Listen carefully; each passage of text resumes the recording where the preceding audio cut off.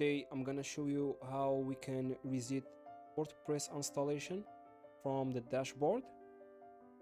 So we have this website that is outdated and we just wanna have a new installation of the website.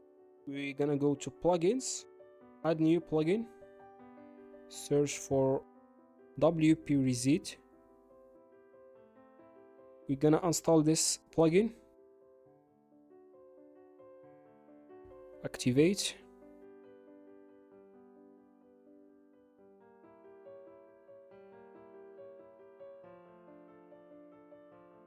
If you don't see that pop up, it's under tools, WP Reset. There is a pro version, but for now it's all good to go with the free version.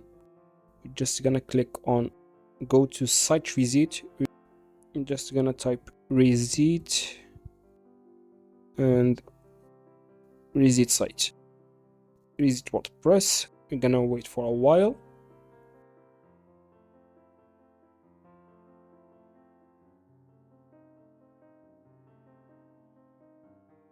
If we go to appearance,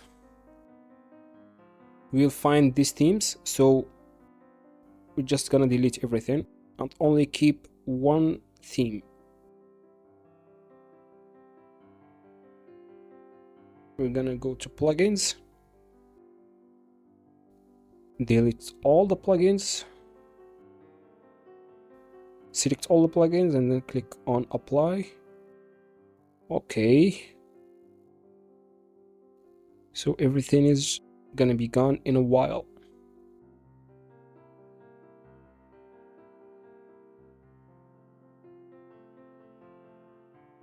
So let's refresh. And that's it. Now we have a new WordPress installation and you can get started with your new website. If you like the content, subscribe for more.